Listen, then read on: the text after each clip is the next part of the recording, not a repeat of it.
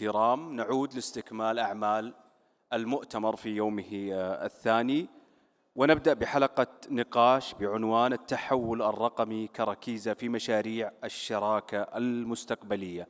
هذه الحلقة سيديرها الأستاذ نايف الدبولي، مدير إدارة تطوير الأعمال في الشركة الوطنية للإسكان. يتفضل الأستاذ نايف للترحيب بضيوفه في هذه الجلسة.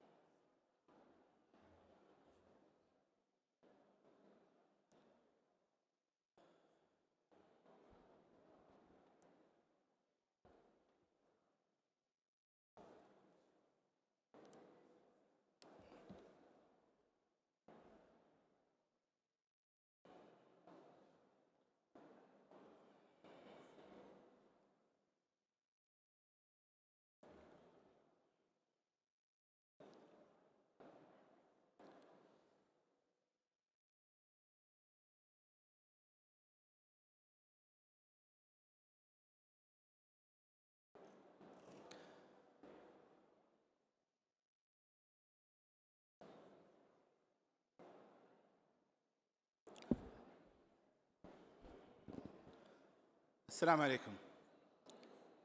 Good afternoon, everyone. It is with my pleasure to welcome you all to our session today, titled Digital Transformation as a Cornerstone in Future Partnership Projects. Across the kingdom, partnership projects are becoming larger, more complex, and more interconnected. And what we have seen in multiple sectors that digital transformation is no longer just a supporting tool. It has become a cornerstone for how these projects are designed, delivered, and governed. In our discussion today, we will try to cover multiple topics: how digital transformation, data visibility, and logistics are improving performance, and what digital foundations are needed to support the future partnership projects under the vision of 2030. And today, I am honored to be joining 4 distinguished leaders in their fields. From SAL, the Saudi Logistics Services, Dr. Simon Husniya, the Chief Digital Officer, leading the digital strategy, transformation, and innovation to scale SAL's digital logistic ecosystems. From NUBCO, the National Unified Procurement Company, Salih al-Maضي, the Director of Procurement and Logistics Process, where he plays a key role in driving digital transformation across the national healthcare supply chain. From Aramco, Abdurrahman Asiri, the Director of Digital Procurement and Supply Chain, leading supply chain digital transformation with over 25 years of experience across IT, procurement, and performance management. And from Asmو, Paul Mason, the Chief Operation Excellence Officer, where his role within Asmو is to ensure compliance and quality while driving continuous improvement and fostering a culture of innovation. Thank you very much for joining us today. I hope that we will have a very productive and insightful discussion. So, to warm up the discussion and to start with the bigger picture, and to open the discussion to understand what makes digital transformation a cornerstone rather than just a fancy tool. And to start with you, Bob. So, from your own perspective at Asmو, what is the one digital capability that you believe will become a cornerstone in future partnership projects, and why is that? First of all, thank you for the invite. The mic is working. Just click here. Is that better? That one's not working, are we? Hello? Do you want to press it? Can you try now? Yes. No, that's better. Not working? I Okay. think so. No? Hello? Hello? Hello? Is that working? Yes. Yeah, okay, sorry. It's a good start, apologies. First of all, I was saying thank you for inviting me today. Much appreciated. So, in terms of digital cornerstone, as you say, I think the single biggest important factor for me is around data. Something that we've all got a lot of. It's certainly something that's it's been around for a long time, but I think people are starting to realise the potential power of data and various use cases. So certainly in my past career in DHL and now within Asmo, there's been more talk about data in the last, I would say, 3 years than ever before. And most of that's driven by the advancements in AI and other technologies. People are realising that data is really, really important, and how do we harness data to drive efficiency, how do we harness it to drive technological advances is going to become even more important. And it's not just about having lots of data, it's about having clean data, it's having the right data and having that aligned across multiple partners, which is one of the big challenges. Great, thank you. Moving to Dr. Simon, and if you would like to know from Sal's point of view, what does it actually mean for digital transformation to be a cornerstone rather than just a tool on the side? I would say it's very important to highlight in which maturity a company is in its digital transformation phase. The way I see it is usually you are talking about 3 major phases. The first phase is how you see IT as an IT support. Yeah, it's basically more or less a ticketing system, SAP, laptop, Microsoft, that's it. So more business continuity. While the second phase, and this is a higher maturity phase, people talk about innovations, about AI, about digital transformation, how I can make things more efficient. And now the third phase, what we are seeing now, and this is what I believe brings the biggest value in any organization, is treating digital as a business. How it can be strategically seen as an enabler for growth, and also how it can bring added value services to the organization.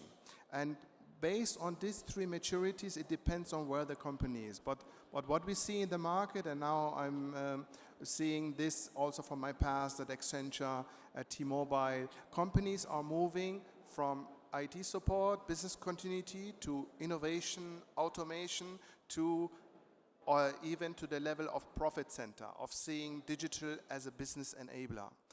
So that's I would say, would summarize the 3 phases. And in terms of cornerstone, important enabler is basically to have the strategic understanding what is digital, what can digital enable beyond the traditional IT support for a management. Great. And also to hear from Mr. Salih Abu Sultan. So how is the digital transformation changing the way long-term partnership operates from NUPCO experience? Thank you so much, Abu Abdulaziz. Well, from NUPCO perspective, the digital transformation has reshaped fundamentally our partnership with the our major group of partners. We have our clients, our customers, which is the Ministry of Health and other government health entities. We have also our suppliers, who is responsible to supply the pharmaceuticals items, medical supply, as well as the medical equipment. And eventually we have our patients, which ultimately what they need exactly, they have 95 or to 99% product availability in the hospitals. So we follow a very standard principle. It's very straightforward. When we decided to start with our digital transformation, we have set with our partners to be part of the transformation, to understand their needs, their pains. So we conduct heavily comprehensive workshops and meetings with our partners to understand what they want to be exactly as part of the digital transformation. So we design the processes, we identify the gaps, how the customer would like to look at the inventory in our warehouses, how the suppliers would like to see the contract within the INOPCO platform solutions to schedule an appointment, how the patients would like to have a full visibility from dispatching the pharmaceuticals items from logistics centers to the hospital substore until to be delivered to the pharmacy. So eventually, after gathering all these requirements, we come up with INOPCO platform solutions, which combine all those partners in one link to have the data flow moving from the suppliers to customers and the items to be delivered to the patients. So for example, the suppliers, once they access to INOPCO platform solutions, they will be able to participate on a public vendors with full transparency. They want to see exactly how many tenders is available, how much the price, who is the winners on the tenders, and when they will have to have a contract with NIPCO at the same time when they schedule the delivery to NIPCO logistics centers. From customer perspective, they have exactly the same INOPCO platform solutions in one digital platform solutions. They will have the full availability and accessibility on our inventory to make sure that if there is a certain surgery is required on a certain time, they will be able to request the item until to be delivered to the hospitals. Great. And also moving to Abdullah, to know what signal that indicate the digital has truly become a cornerstone in Aramco's supply chain. Assalamu alaikum. Assalamu alaikum. Can you hear me? Assalamu alaikum. Yes. Now it's working. طيب. First of all, thank you very much, Abu Abdulaziz, and it's an honor to be among my fellow panelists and this esteemed panel. I'm looking forward for a fruitful discussion. And I'd like to thank the Ministry of Transport and the organizing team for the such insightful event. The most clear signal is the way we are making decision now, and compared to the previous way of relying on data that comes sometimes late, sometimes no access to the data, sometimes after the fact. With the digital now we have more connectivity to sources of data where the decisions are more informed and more proactive. And that shifts the support of digital from only supporting the operation to actually shaping the way the operations is running. And maybe to get a little bit specific, before I get there, I want to just quote our CEO in a recent interview where he was talking about the cost of barrel. He said, if you ask the CEO of Saudi Aramco 20 years ago, the cost to produce 1 barrel of oil is $3. If you ask Mr. Amin al-Nasser, CEO of Aramco today, what is the cost of producing a barrel of oil, it's still $3. Despite all of the inflations, all of the changes in the market, he directly attributed this to the use of technology, the active use of technology, the innovation, which helps the company to maintain this efficiency. In supply chain, we are key enabler for that efficiency. And when we looked back a few years ago into our long-term strategy, we identified two flagship projects, or I would say initiatives, to help us to continue to push for more digital transformation and more predictive ability to manage our supply chain.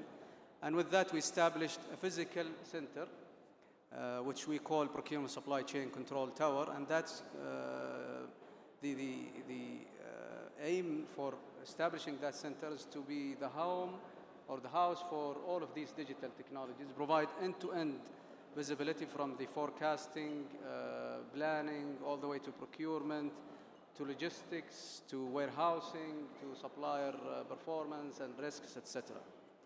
And we actually invested a lot in that center, which now provides us with capabilities to act swiftly on issues ahead of time, and helps us also to test new technologies and introduce new technologies.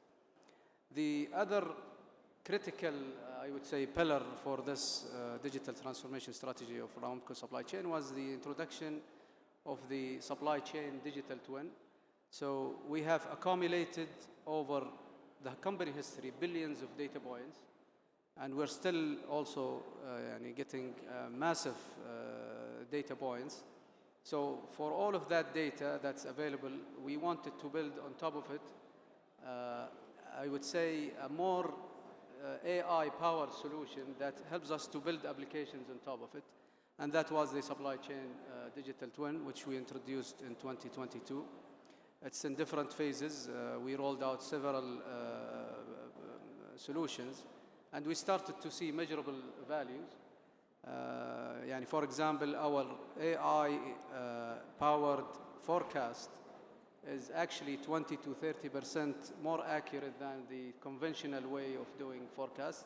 And you can imagine if you take that into procurement and then the inventory, that creates value. So we have seen at least 4 to 5% improvement in our inventory level, and I'm talking about billions of riyals in this case.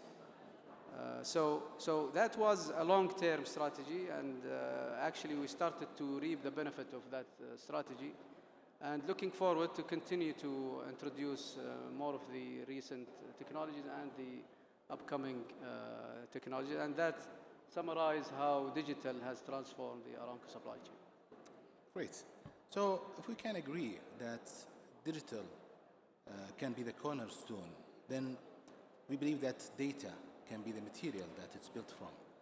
And for that, let's talk about the data integration and real-time visibility. And to start with Abu Sultan. So to what approach to data integration has worked the best in creating a unified foundation between different partners in NUBCO environment?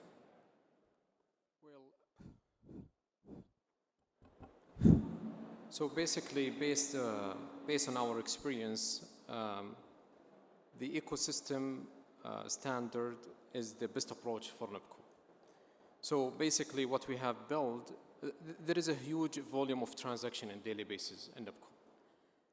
We have, as I mentioned in the previous questions, we have iNUBCO, which contains a couple of partners, our patients, our hospitals, and our customers and our suppliers. We have a single processes that covers all the business, all the requests from the hospitals, which is called hospital ordering system, where the practitioners will be able to see the inventory in our NUBCO in logistics centers. They can request for a specific order. They can classify this order as an urgent order, which will be delivered within 2 hours.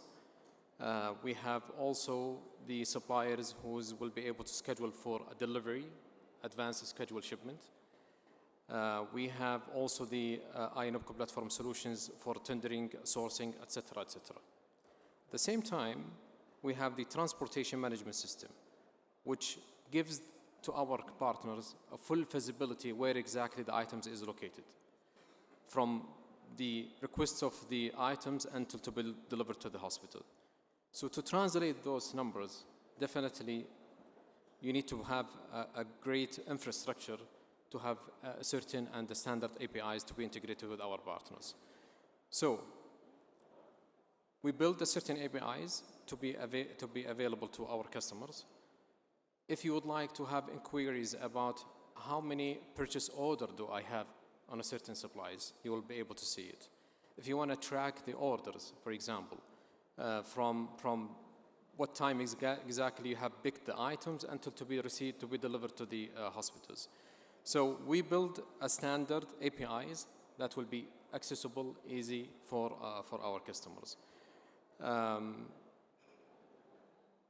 There are millions of transactions on a daily basis, which we have all those transactions in a talent, where talent will process these data in a certain format and share it with our partners, whether in INOPCO, with our customers, or with our suppliers.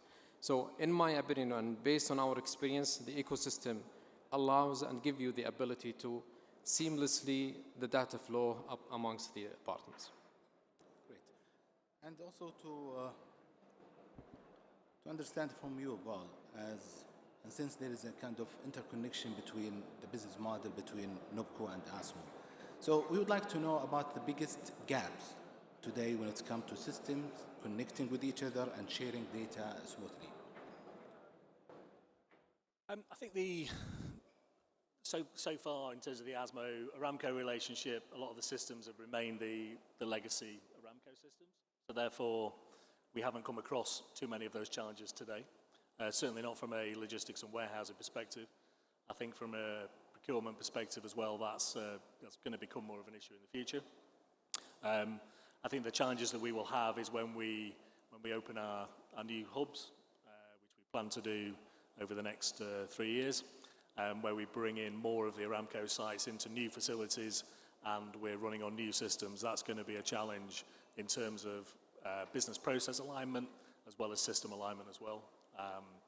And I think, and then from the procurement perspective, one of the biggest challenges that we have is around data harmonization, where we're looking at how do we leverage the consolidated volume from suppliers across Aramco, its affiliates, and other potential customers as well, when there's no consistency in terms of that procurement data. So what a single part is called something different for every supplier who handles it. It's in a different unit of measure. It's handled in a different frequency. So trying to consolidate that is not just a logistical or procurement issue, it's a data issue. And Dr. Simon, we also would like to ask you about how can the real-time visibility improve coordination across multi-model logistics in the partnership projects?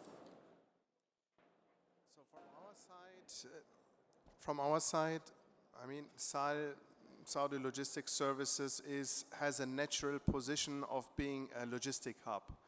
We are around us are airlines, e-commerce players, logistics providers, and authorities such as GACA and ZATCA. So we are naturally in a focal middle point enabling this logistics ecosystem. And obviously from this perspective, we have a responsibility to ensure that we not only SAL gets further digital, but also our surrounding gets digital, because only then we are able to be efficient if our partners, our stakeholders are as efficient as us.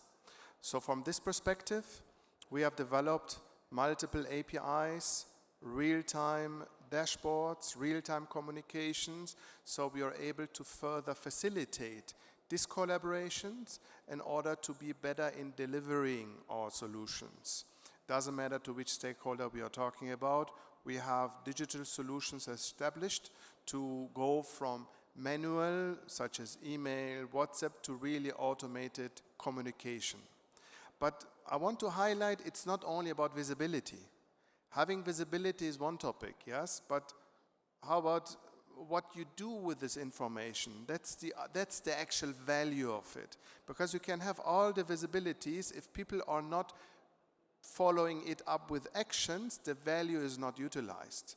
That's why I'm really always pushing in all our solutions that we work out measures how we can combine information with triggered actions, how processes are embedded in this visibility, so there is something that follows from the visibility. I give an example. We have, for example, today a lot of CCTVs in all our warehouses. Saleh has over 90% market share in air logistics. So we are in all the airports in the kingdom, and we have a lot of warehouses, and obviously we need to monitor it. So today we have thousands of CCTVs.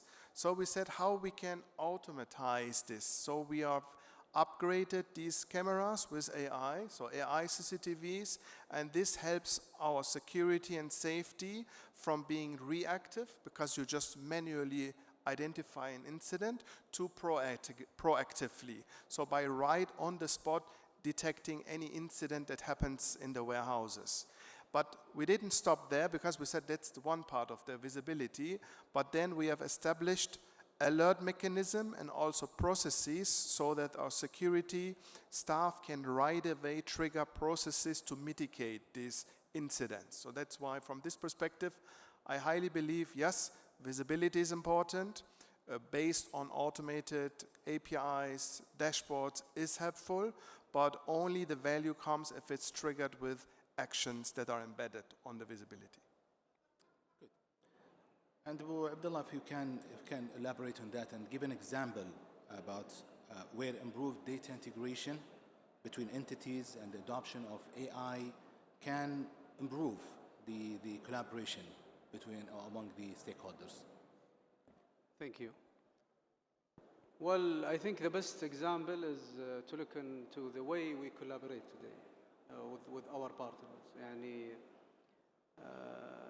the nature of the relationship between partners used to be more of transactional, periodic coordination as needed, and maybe from time to time when there is a business or there is a demand or there is a need to have that relationship.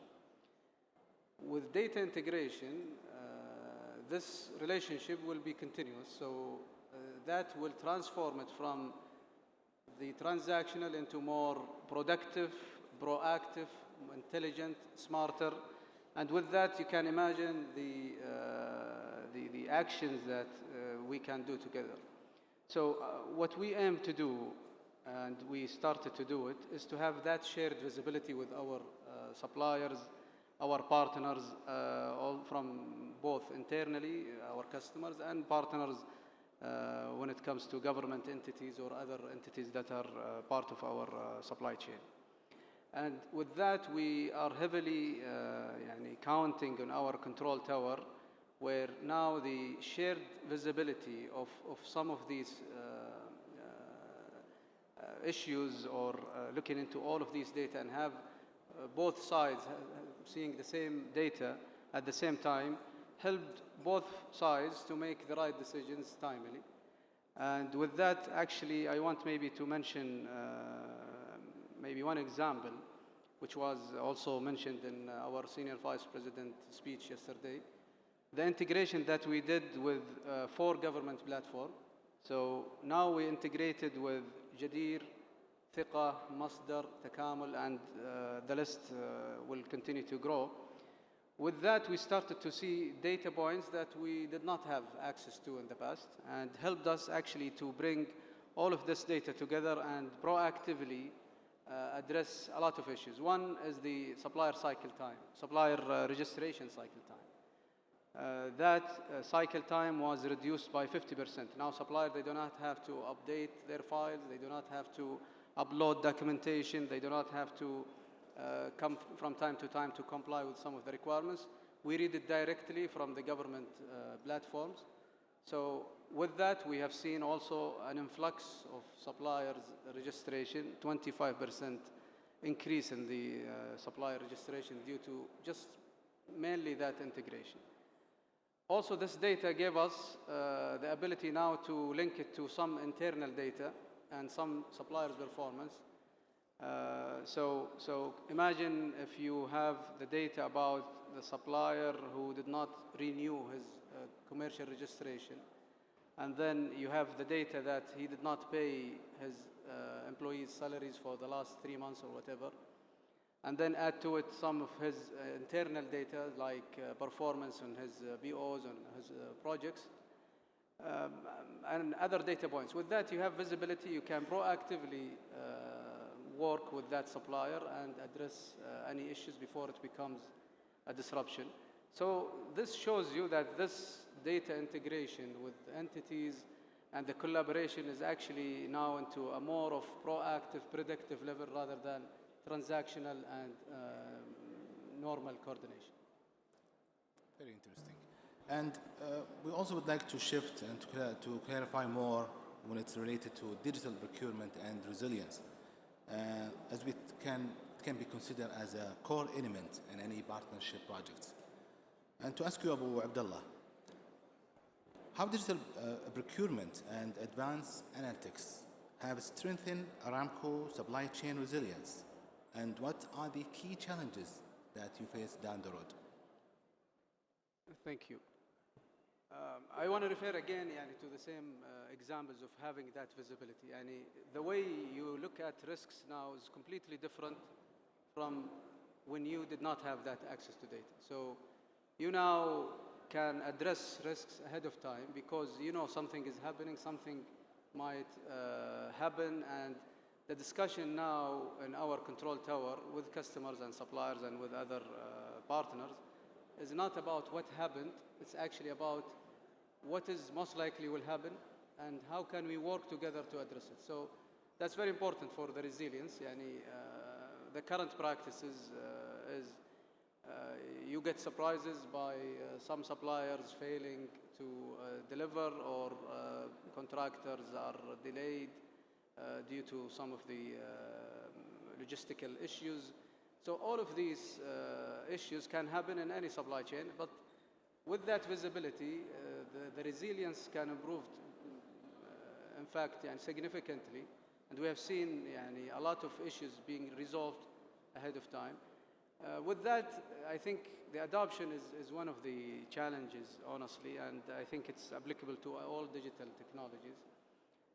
And we are investing internally and also with other partners to make sure that we train our employees, especially in the AI and agentic AI. And we have programs with Stanford, we have programs with Caltech, and we have programs, internal programs that gives all of type of audience internally, from the entry level of AI use to the most advanced users, ability to be always up to date and ready to support.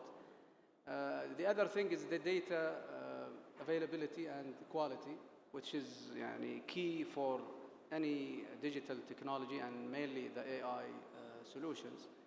And we have also invested in this area where our corporate data office, along with all organizations, including supply chain, worked on data frameworks, data governance, data quality, cybersecurity policies and regulations.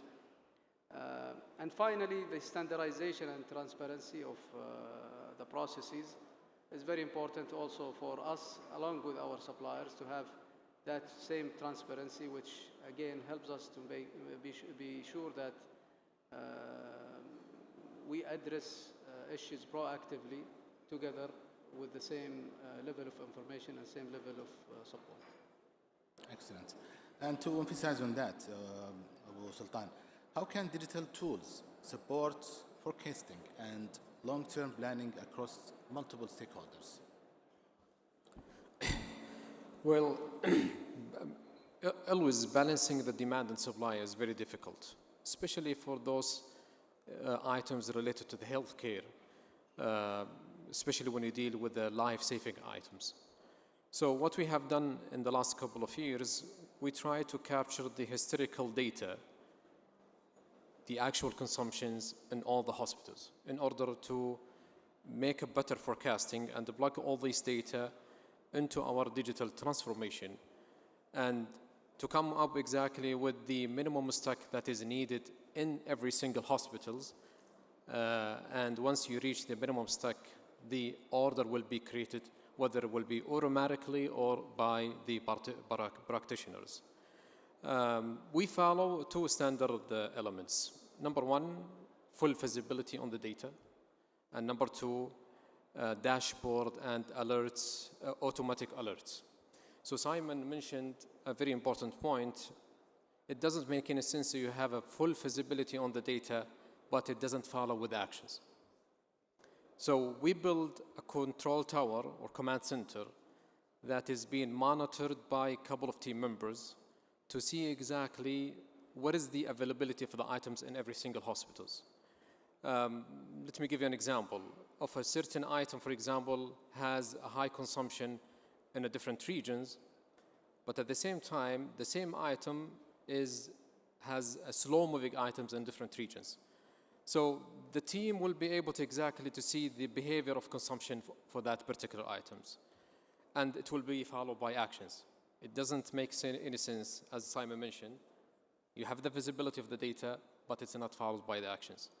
So the planners will do immediately a stock transfer order. We have two options in this case.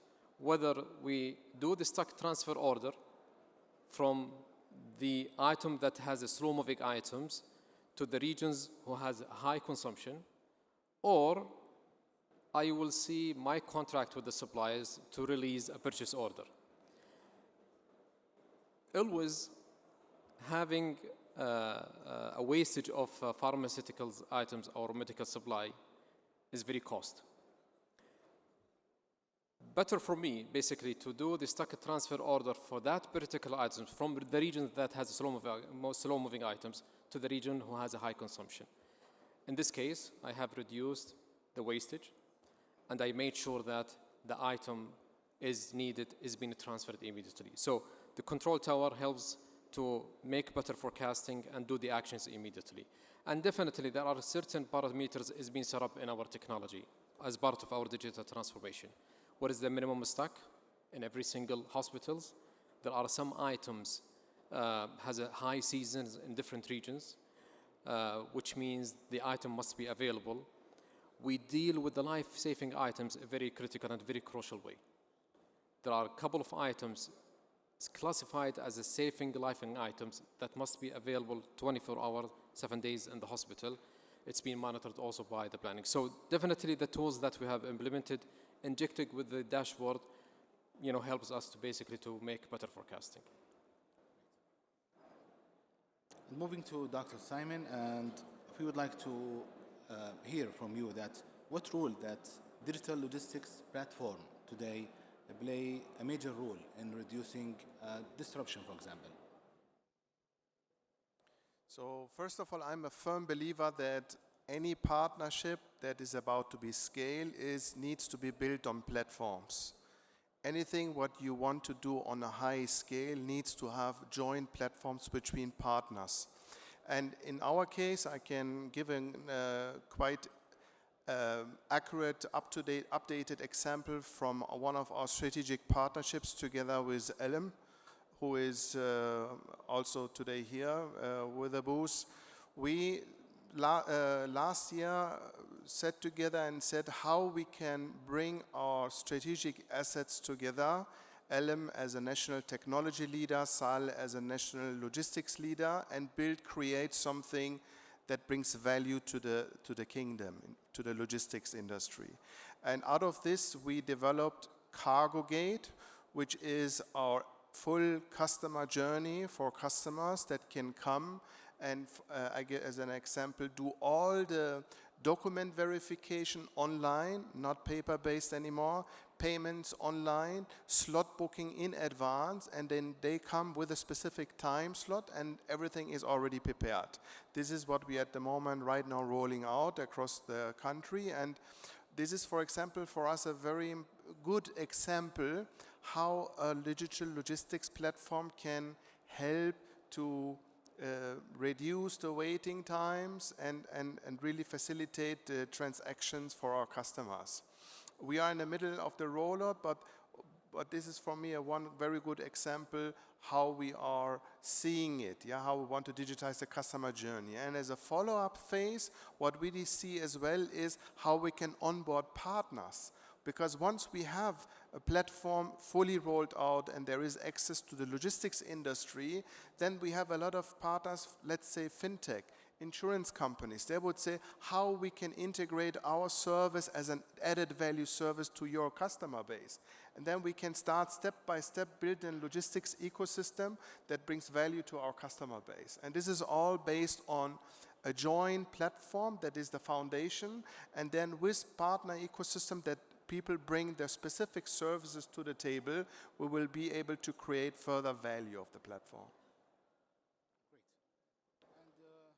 To Paul, and from Asmo perspective, and since we know, as yesterday it was announced, that the full transition of the Central Yard from Aramco to become under the management of Asmo, congratulations by the way, and we would like to know about the digital capabilities that need to be established in the early stage to avoid such problems or disruption. So if you can just elaborate on that. Yeah, sure. So CPY is a great example where we've taken over operational ownership, but we've phased it so that we're doing very limited amounts of digital transformation through that process. So I think it's really important if you're going through any major change like that, that you minimize the amount of changes in one go. So it's important that we get the continuity of service, particularly as I'm sat here next to Aramco. We need to make sure that we maintain the high levels of service and the health and safety and quality that have been there for a number of years. What we do have is a list of planned developments that we hope to integrate and to develop over the coming weeks, months and years that are going to add value into that facility. But we're putting those into place on a controlled, phased basis in order to make sure that we maintain those high standards that have already been there before. So it's about change, but it's about not changing everything all at once, because that's when things go wrong. Unfortunately, I have experience of that, so we're keeping continuity where we can and starting to introduce change gradually. Good luck with that. And that will lead us to our final topic to be discussed today, as we would like to explore how digital affects the governance and future partnership models. And to start with you, Dr. Simon, how can digital tools improve governance, performance, tracking, and the SLA monitoring? I mean, this is a very good example with respect to, can you hear me? Okay, perfect. So without digitization, I really do believe it's difficult to measure anything in today's world. If you don't have digital tools that on every minute can able to measure performance, you will have at the end a black box. Yeah? How do you want to measure on minute level, hour level, daily basis and record it in a systematized way? So digital tools must be there and will take automatically the role of bringing transparency on the ground to understand what is going on, and then as a second layer, build the intelligence on top of it. For example, there are specific SLAs we have to provide, how we can measure it, so how we can fulfill the requirements. Or we want to measure the productivity of our agents in the stations. So all of these tools will be step by step the intelligence that needs to be embedded in the system. But and this is also part of it related to the governance. But everything starts with a digital foundation that you're able to measure steps, and this is very important. This is not only digital, it's digital and in close embeddedness with the process. If you have digital but the process is not following it, then how you want to measure it properly? So these are two important parts of the same coin that needs to be merged together so that you have developed an accurate, process-closed digital monitoring tool in which you can collect the data, which you can measure it based on the SLAs that you have.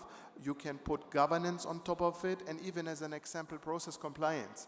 You can then measure our people, for example, following up the process that you have once embedded. It's not enough if you have it in a policy, how you measure it continuously. So that's why this approach, digital, is the enabler and brings the transparency so we can fulfill our obligations in terms of governance and SLAs. Great. And to emphasize on that, Paul, and if you can explain that, how can the digital transformation strengthen the transparency and the accountability in any partnership models? The critical part for me is that with digital transformation and digital transparency is that if you're aligned on your data, then you're going to stop wasting time debating whether the data is accurate. The number of times that I've been in meetings with customers or clients and we're presented with some information and we spend half the meeting deciding whether the information is correct or not. So if you can get true alignment on the data sources, the data clarity, and then you can use that data, turn it into information, and as Dr. Simon talked about, actually drive action. Because once you've done that, you're making data-driven decisions, and it means that you can actually drive real value, rather than spending all your time making decisions in a less sort of fruitful way. Great.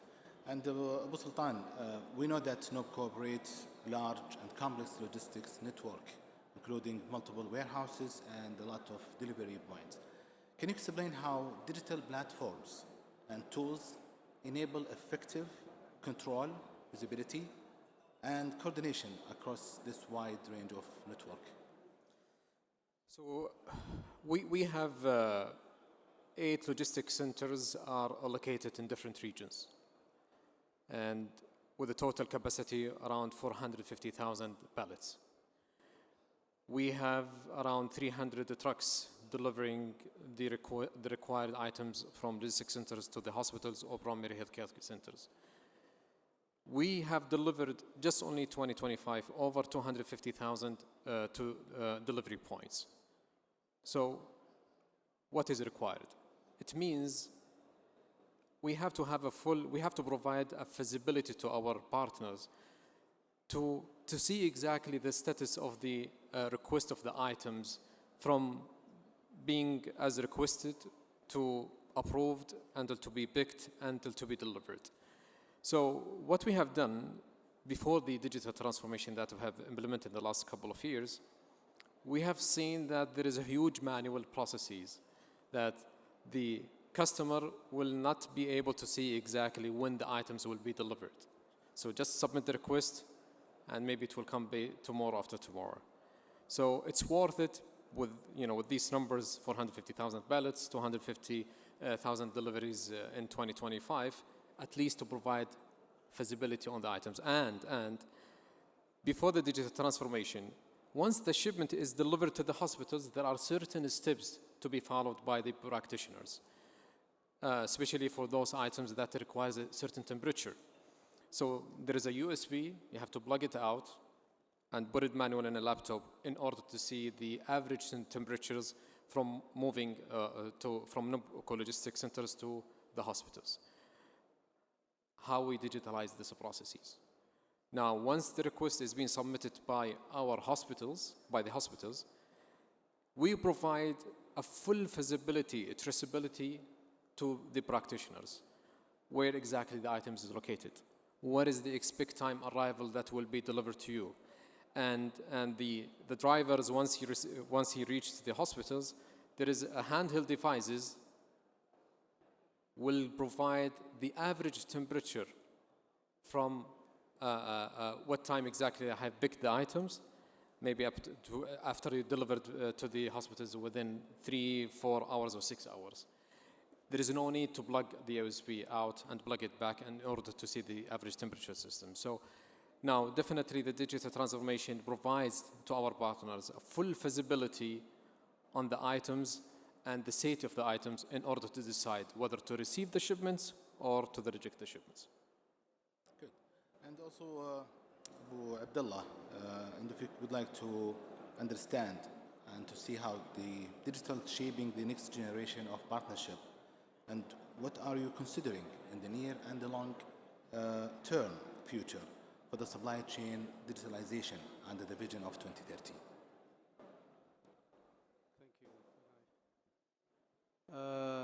So I talked a lot about the shared visibility, and that's, I think, our main objective of dealing with our partners.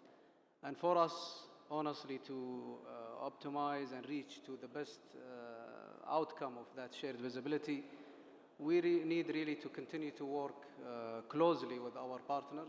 I think what we have done, it's a journey, and that journey just started, and we really need to, on the short term, to continue to work with our partners to ensure that we, both of us actually, and all of the parties are integrated, are also having the same visibility. On the longer term, I think we need to build on this to move from only visibility to more of predictive, outcome-based insights. Again, the way we look into our partners, be it suppliers, contractors, or other stakeholders, logistic partners and others, we're investing in a very long-term relationship. Most of the suppliers that supply to Aramco or contractors that work with Aramco, they've been there for 50, 60 years, many of them. And that is a very long strategic partnership that we were able to work together with our partners to make sure that both sides are seeing the benefits of dealing together, working together, and having a win-win situation when it comes to, in this example, sharing data or having that shared visibility.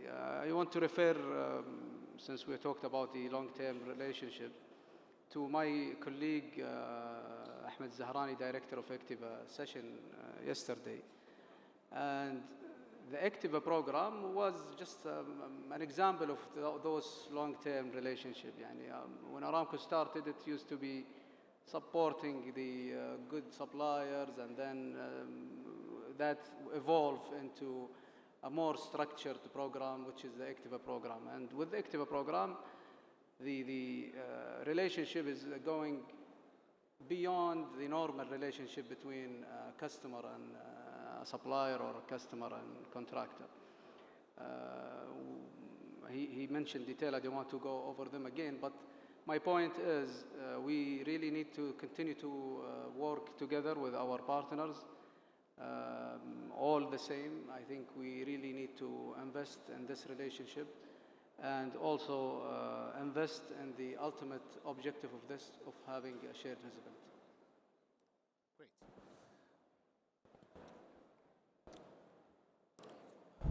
Actually, the discussion is really very fruitful, and a lot of insight information that we can gain, but we almost reaching to the end of our session today. So as a common practice, we would like to conclude with one question, and we hope that the answer within 1 minute or less. So what can be the one change needed that can make digital truly a cornerstone in a future partnership project within Saudi Arabia? Who would like to start? Go, bro. Yeah, I can start. I think being aligned and being really clear on the business value of any transformation project is critical. Everything we've talked about today is not easy. It's difficult to standardize, it's difficult to align data because it means change, and that is difficult. So being really clear on the value and what you're targeting, and that you're actually delivering the value that you thought you were going to deliver is important. And the last thing I'll add is making sure that the ownership around these business projects is owned by the business.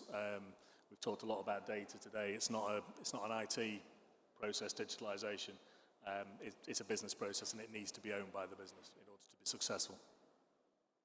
Abdullah? Well, I think one key change to make sure that digital is a cornerstone and continue to be a cornerstone in the future is actually to deal with digital as a cornerstone. And you don't want to have digital as something on the side, something that is looked at as a burden or extra cost or extra complexity. I think we talked about the adoption. That's also one of the issues. But I think strategically at any organization, the need now to have digital transformation discussions shaping the decisions is more important than before. I think the digital leaders across all organizations need to have a seat on the table on making business decisions, because at the end, these digital technologies will enable the further business outcomes and further better bottom lines.